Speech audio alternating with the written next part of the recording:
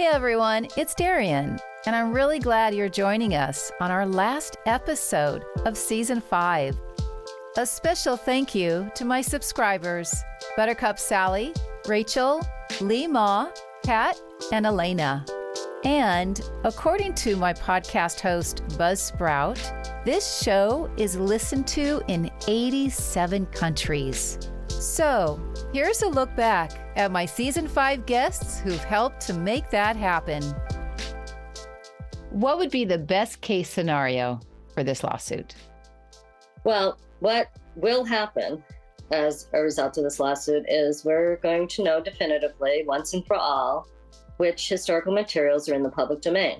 We'll be able to talk about them. We won't be worried about words we use. We'll be able to post them. We'll be able to share them. And it doesn't matter whether they are grids of the exercises or simply a photo of Joe in street clothes holding his cigar. I mean, we'll be able to share them and discuss. There's been up to now a cloud kind of hanging over all of us, and I feel like this cloud will be lifted, and it will be a win for everybody. And it just goes to show that like the hands are, you know, we all know they are capable of grasping, they're capable of, you know, manipulating, but I don't think people properly understand just how sensitive they are, especially when you add in fingerprints. Fingerprints long were thought to be solely for grip. What we actually now realize is that fingerprints probably do contribute to improved grip, but if you were able to zoom in on a fingerprint, there are these raised areas called papillae, and what will happen is when you drag your fingertips across a surface, it actually deforms. And then as soon as you move far enough past, that papillae will snap back. And basically what I'm saying here is when you deform your fingerprint, it sends a neurological signal to your brain to help you interpret texture. Fingerprints, while they improve grip, are likely there to help you say, oh, I'm touching plastic. Oh, I'm touching wood. Oh, I'm touching rubber, some type of texture. And when you put all this together, it's just amazing to me when you look at, say, like Pilates practitioners or yoga practitioners, in that your ability to actually balance, position yourself properly, all those things, those are using the same nerve endings, and the amount of information that's going to your brain, and your brain is able to process it, and the feedback systems and how everything's going back and forth. It is absolutely incredible just when you think about the sheer amount of signals being sent to the brain from the hand with some very basic movements. So for me, that was that bold step of stepping in. And what I found was that when we strip back the identification and we just use language like breath, core support, front body, back body, and we really just pulled all the equipment ideas away in terms of, is this classical or contemporary? And we just worked with each other in a safe space. I had 50% classical and 50% contemporary, and they were all interacting. And it was wonderful, amazing, because it was like the movement brought us together. The exploration brought us together. So, you know, there's no off-putting language, just like everyone is invited to the party. And that's that inclusion piece that's part of the teaching fundamentals too, is that we're all invited. There's always a seat. Yeah. Yes, that should be a t-shirt. Ron had a very good time in deposition. Another stage for him. Yes. So he really entertained the Judge Marion Cedarbaum during the trial. He was quite entertaining then too. Do you want to hear a little story about that one? Yes. I guess Judge Cedarbaum said, well, why doesn't Romana like you? And oh no. Ron said, God bless you, Ron. I have to laugh. He said, well, you see, Romana wanted to be the queen, and I got the role. He said that in court. That's Ron. If someone was a layperson, a non-fitness industry professional, that they would be able to understand the book, the content, and that it would be useful to them as well. How long did it take you to write the book? It was about a 5-year process from really starting to figure out how to present the material to the end of the editing process. There was a couple of years where I made serious false starts, I call them, and wrote chapters, wrote an intro, wrote a chapter 1, mapped out with Post-it notes on a foam core board, content. And I wrote, the first time I tried writing it, it was the intro and the chapter 1, and chapter 1 was all about assessment. And when I got done with chapter 1, I was like, I have now bored myself. No one is going to read this. Did you always want to be a ballet dancer? Yes, I was dancing since I was 3 years old. I was very, very young when I started, like lots of children, do. But I fell in love with ballet, so I never stopped dancing.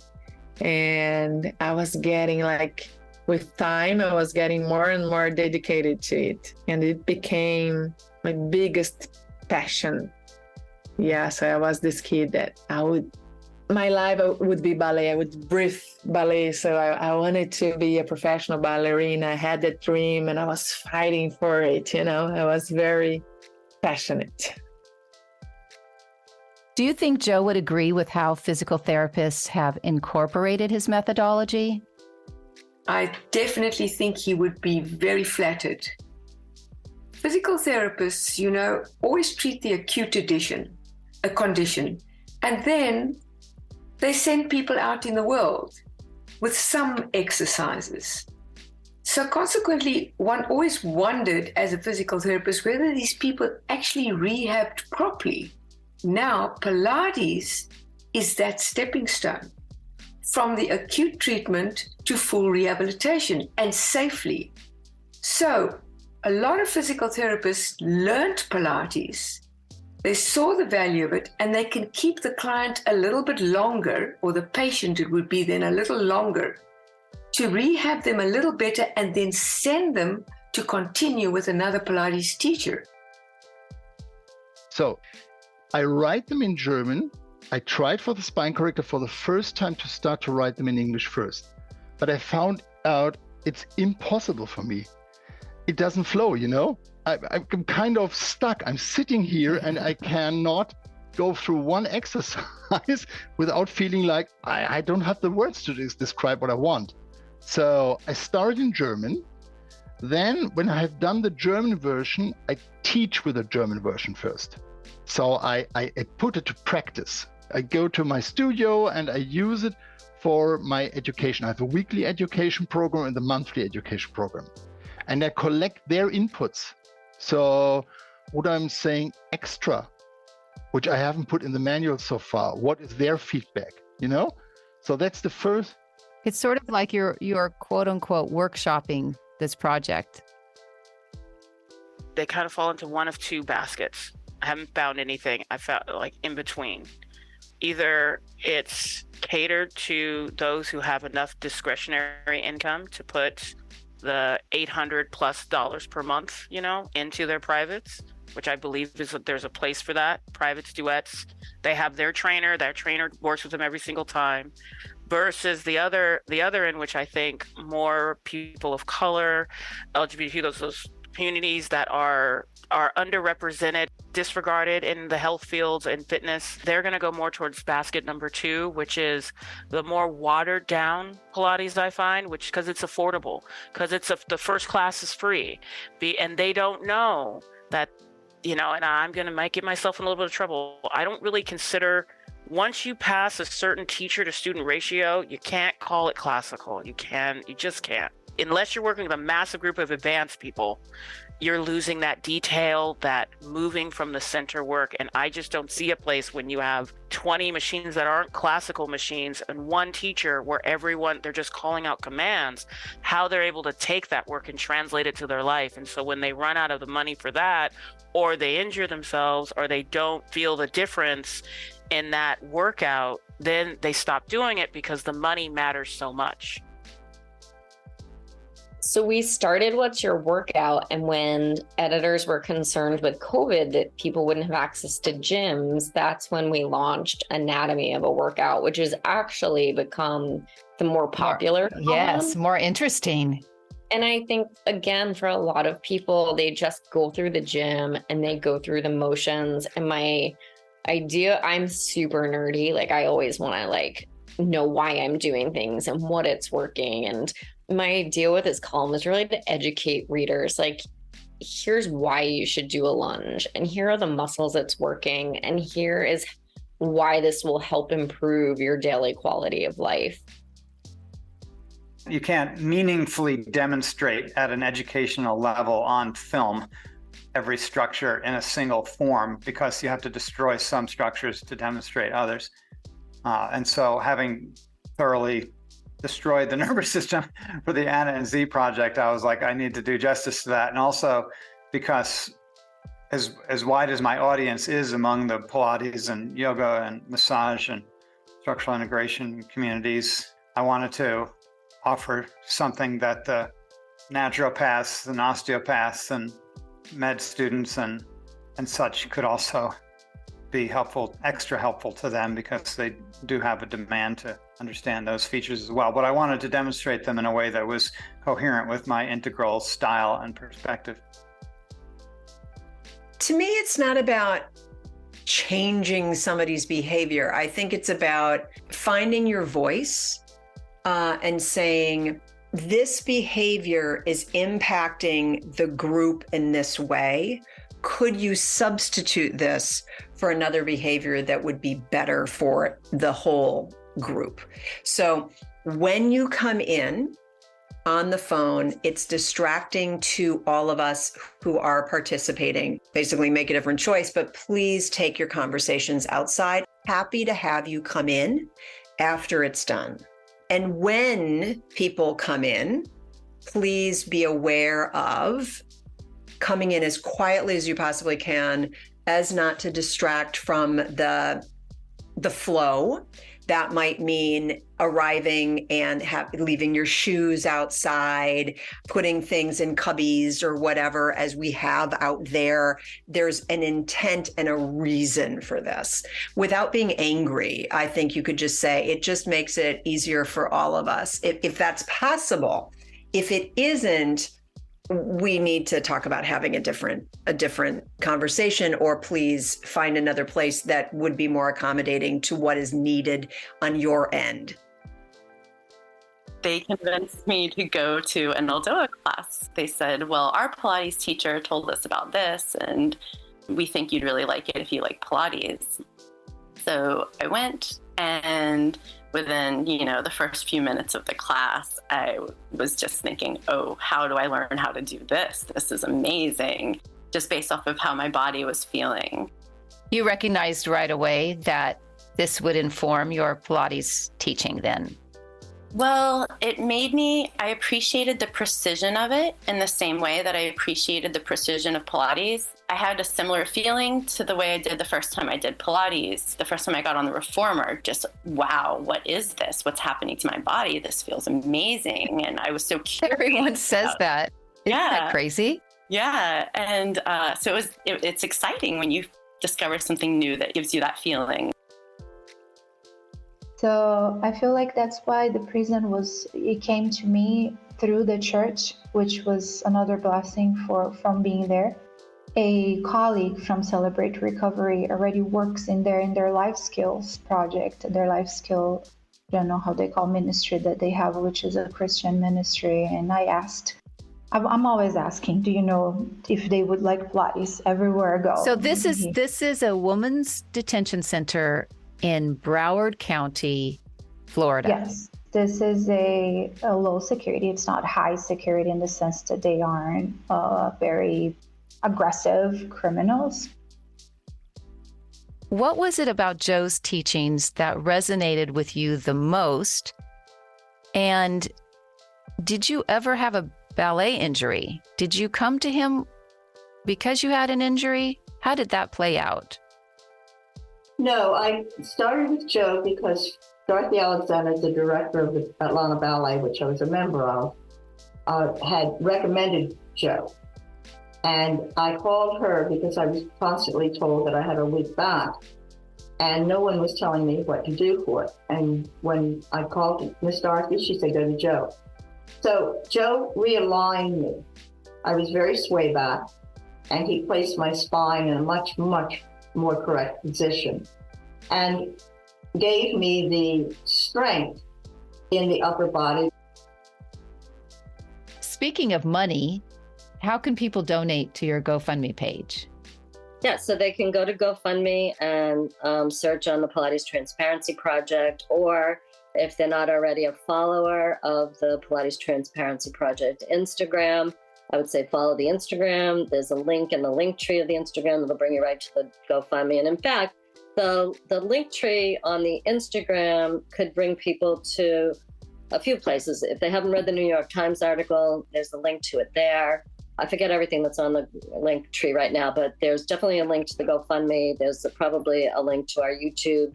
There's a copy of both the complaint and the counterclaim. If people are so inclined to want to read through those gory details, they can. But definitely the link to the GoFundMe is there. So that might even be the simplest way to do it, is to just go to GoFundMe. Or go to our Instagram, go to the Instagram, follow the Instagram, and then link to it. Except some people don't do Instagram. Yeah, so if you don't do Instagram, go to GoFundMe.com and you search on Pilates Transparency Project, and we're there. Is it the Pilates Transparency Project? Is there a the, or just Pilates Transparency Project? So I think it's just Pilates Transparency Project. Okay.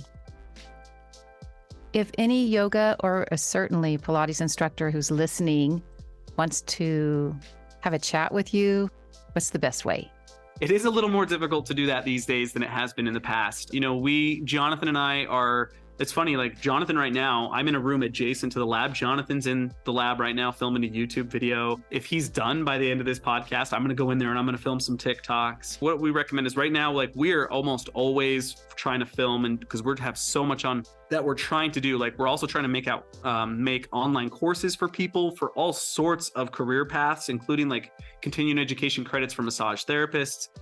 But if we have the time, the best way to contact us would be to go through our website. So if you go to instituteofhumananatomy.com, there's a contact form that'll actually make its way to us. And that is the single best way to try and get in contact with us. And if we have the time, if we have the ability to meet with you, it's something Jonathan and I absolutely love to do.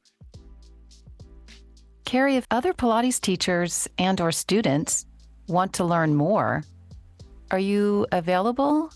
Can they reach out to you?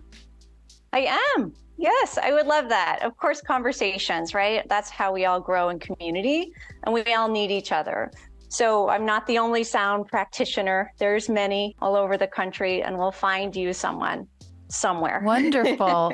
Okay, so what's the best way to do they email? Yeah, so you can, I'm on Instagram. So that's at Carrie Miller Pilates. That's my account name. My website is carriemillerpilates.com. And my email is carriemillerpilates@gmail.com. All right, easy. So that's pretty much it. Easy. Wonderful. Thank you. Just inspiring and calming, and we all need it. We all need it. Well, thank you for having me. Thank you for introducing this sound modality into the Pilates world. Thank you for taking a chance as this is new in my journey and sharing this process of learning something new. Yes. We can't be, have too big of an ego that you get in front of the work. I've always said that. You can't get in front of the work, and as soon as you do, it's over. Yeah. Right. Our job is really to transform the other person. So when you're the teacher and you're trying to be brilliant, and you're trying to use all these important words and your own philosophy, is that the student experience? What are we doing? We're trying to transform the student. So we're simply blessed to be a vehicle in that moment in that person's life. Gwen, how and where can people purchase your fabulous book? Well, it's all over the place. So if you are a studio owner or a bookstore that would like to stock the book for sale for your clientele, you can purchase the book on Ingram, or you can purchase from Penguin Random House, and I can send the correct link for that.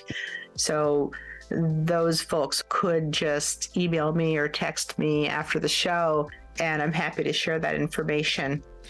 The book is on multiple websites, including Amazon, on which I have an author profile, so you can follow me. When I start blogging again, you'll get updates. It is on Barnes & Noble, Copperfields, Goodreads, and more. On my website, gwenmillerstudio.com, if you look at the book page, there are live links to all of those different booksellers. And if you have a special bookstore that you like to go to, that you would like to support, you can go in, and if they do not have the book stocked, request them to order it for you from Ingram, and that way the bookstore gets the profit from the book.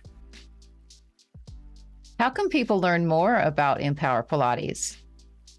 Well, they can go to our website. It's www.empowerpilates.com.br for Brazil, the initials from Brazil. Or they can also send us an email, like for the ones who are in the United States, they can write me directly to Marcela, Marcela, Zia, Z as in zebra, IA, at empowerpilates.com.br. So I would be more than happy to talk, to help, to make a call if necessary, or video call, whatever the person will feel comfortable with, to help them know more about our company. Now, if people listening don't want to come running to your studio to work with you, something's wrong with them. I certainly do. If people do want to contact you about classes and workshops, what's the best way? The best way is to go to my site, www.sonjimayo.com. I list all my workshops on that. My email is there. My cell phone number is there. So if they want to contact me, it's best to just go to my site and find the contact details. And they can also see what's coming up and where we're going. And I do get a lot of that. I find people have turned up at workshops and I go, how did you get here? And she goes, oh, I looked on your site. Oh. So, and the registration is there for all the workshops all over the world and in America, so they can just do it directly. And your studio is located where? It's located in Nashville. And these manuals are sold on Amazon, is that correct? Yeah, I'm so sorry, because I know many people don't like it that way, but at the moment, this Kindle Direct Publishing is the best way for a German to sell your manuals worldwide. I'm looking into other options always, but I'm not a technician. And when I see Noble Barnes and all the other services, sometimes they cost. They are not so easy to handle. I know it might be a pain to bring the money there, and but you really get it printed where you are. How do people contact you? Our website, and that's a marketing question. Go, Rachel. Well, what is your website? They can contact us via our website, pilatesschoolsf.com. We're also on Instagram under the same, Pilates School SF. We're also on Facebook. I'll be completely honest, we are not the most active on social media these days, because we are teaching and teaching teachers who are teaching and teaching teachers, etc. So we're a little slow on that, but the website is kind of the hub for everything. So you can come and check us out and see what we're about, and ignore the typos, because we're cute like that. Do you have open house? our social events. Our next social event is July 15th. Yeah. I believe so. It is on the website anyway. Our social events are open to the public. You can go in and sign up, and there are these great little where we combine Pilates, food, and people who love Pilates, and you get a chance to really come in and feel the community that we're building and get a chance to try some Pilates out. I believe Beers, Barrels, and Barbecue we're going to focus on all the work that you can do on a spine corrector, a small barrel, and a large barrel. And then we're going to put some delicious either, meat or mushroom, deliciously barbecued and smoked mushrooms or meats in your mouth. And then have some delicious beers and have some conversation about Pilates. Wonderful. Wonderful. So it's all, those are always open to the public, as well as anytime we can finagle your pretty Miss Gold to come down and teach a thing. Come and hang out. Yeah. So those are also great events to come with. You had me at beer. That's all it took this whole time. I'm oh very easy. That's what you meant sort of by souped up. Well, again, and it's not classic. Like they might add movements that Joseph wouldn't have. So souped up means like a little like I'm trying to think non-traditional. Right. Like you say, there's lots of variety and lots of options for whatever you can afford. And if you can't afford anything, there's online lots of free classes. Yoga too. Thank you for your time and good luck with all of your writing and all of your traveling. Thank you. Yeah, I need the Pilates and yoga to prevent all the aches from being smushed into a plane. So okay, in closing, what do you see in the future for Integral Anatomy? It is my hope to transform the way the world perceives the body so that it's appreciated as a gift rather than feared as a problem to be solved, as a mistake to be fixed, as a troublesome burden to be borne. I feel that if people transform their relationship to their bodies and recognize what a profound gift it is and how much is going right with it every day, they could change their thought frame around their bodies in a way that would enhance their life experience and enable them to dive into their body deeply enough to realize that the entire universe is accessible through it and that we're all ultimately mystics as a result of this body that we are gifted with, and that its powers are untried, and that the Somanautical journey is ultimately a journey into the expansion of spirit and consciousness, so that we can recognize ourselves as not only our body as one, but all of us as one. So tell us your website again, if that's the best way to reach out to you. Yeah, it's either just JenniferAbrams.com and Jennifer 2 N's and then ABRAMS.com, or just my email, Jennifer@JenniferAbrams.com. And you'll find me. And I'll tell you, this is funny. This is funny for your podcast.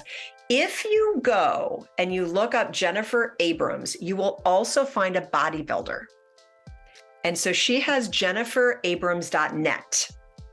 And you will see a woman in a bikini, who's like and somebody goes, "Is that you?" And I go, "No, that's not me." She has wanted my website for years, but I am a communications and educational consultant, and so I am not the bodybuilder. If teachers want to learn more about Eldoa, what you have to offer, how best to reach out to you?